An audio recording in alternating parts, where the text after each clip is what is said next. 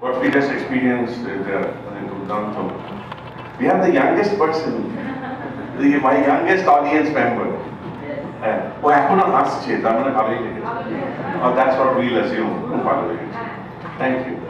I just wanted to introduce, and it's my pride and privilege to introduce my directing mentee, now colleague, Kirbey. Kirbey's grandmother is my mentor, Sharon Day. She is quite a iconic indigenous woman. So Kirbey is a director. Kirbey is one of the, I don't know whether I have met another indigenous director, but this is a different kind of Indian. Amla Indian, they are also Indian, but it's a different kind of Indian. Yeah. So Kirbey works with youth, and I have the privilege of directing some of them. Kirbey is a director. So Kirbey, I thought that they can hear from you what this means, language and the loss of it. So this is Kirbey Windigo. His name is Giant Heart, and you can introduce yourself.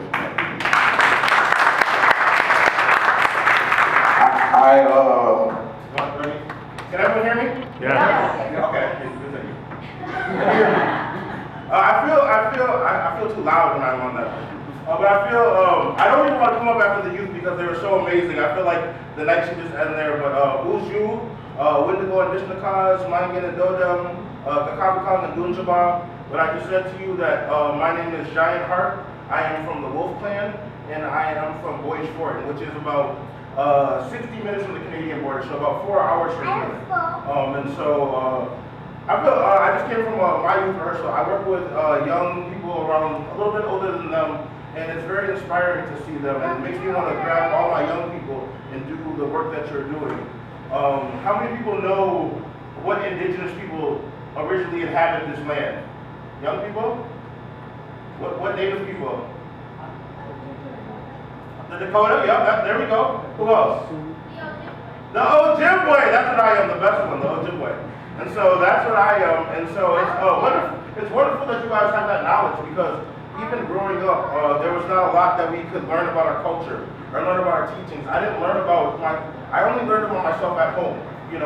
Growing up with my grandma, she's 100% Ojibwe, and my father's African American. So I'm multi things, but I grew up culturally Ojibwe. And so it's really important, the work that you all have done up here today, because do you guys know when the Ojibwe people and the Lakota people are allowed to practice their language? Guess what year? Yes. Throw some out there. Adults, you can throw it out there. What year were the indigenous people allowed to practice their language? 1978. Raise your hand if you were born before 1978. Okay? Longer? No, so my point is, like my parents, they weren't allowed to grow up with their language, their culture, their teachings, anything. It was forbidden. And so a lot of times the things that we're doing today, we would do them in places, and like how the windows were covered up, it wasn't for aesthetic purposes. It was to show that the police didn't find us and we didn't go to jail. And so if we got practice speaking our language, singing our songs, doing our cultures, we would go to jail. And I think it's really important, and I think even more now. I come from a reservation of 3,000 people, which is not that many, because at one point there was millions of us, but there's 3,000 of us on a reservation. How many language speakers do you think that we have left? Fluent language speakers. Throw a number out there. How many? 2. We have 2 language speakers left. So we have 2 people that only speak fluent language where I come from. And it was a while back, and I was telling my grandma. My grandmother is 73, and like she said, she's sharing a day. And we were sitting around, and COVID was happening, and a lot of our elders were dying. A lot of people that speak the language, that have the teachings, and I was really worried. And I was like, where are we going to? How our language is almost extinct. And to have to point to America, what they do to you is they make you want to assimilate. And what I mean assimilate is they show you TikTok. Who knows what TikTok is? Raise your hand. TikTok, okay? Instagram. Raise your hand if you know Instagram.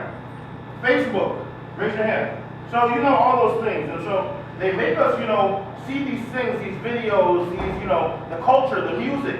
And it's not always our culture or our music, And so it makes us separate from what we know. Sometimes we might be embarrassed. Sometimes we might be shy, you know, to what our language is. But what you all just did is more beautiful than anything that you could do in this world, because what makes me different is my language, my stories, you know. The things that I know about my culture. Our stories are powerful, you know. They're ancient. They've been since the beginning of time. And so those stories are really important to us, you know. And so I just wanted to let you know that the work that you're doing, you already know that you're doing, but you inspire me to continue to revive our language and our culture. Continue, and I work with a group of young Native American kids that sing their songs, that know their language, you know. And I'm just gonna sing a song for you guys just to end the day, just because I think that's the best way that I can end it. And so this song is the first song that we do every day when we wake up. This is the song that we sing, and it's a song that my group sings every time they come together. And it's our most ancient song, and we sing it every day when we make our offering for the day. And so it goes like this. Ni-gani, ni-gani, ni-gani, ni-gani, ni-gani, sewa, sewa, ni-gani, ni-gani, sewa, ni-gani, Madewaki, Kizibashka, Madeiziku, Kizibashka, Nigani Sema, Sema, Nigani, Nigani, Sema, Nigani.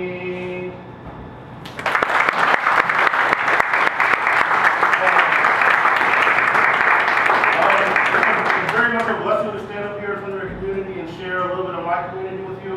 And the reason why I sang that song is because no matter where you go or how you go, times might change, you might look different than maybe your original ancestors, your kids might look different, but they'll always have that culture, their songs, and that power, and so it holds a lot of power. Be good.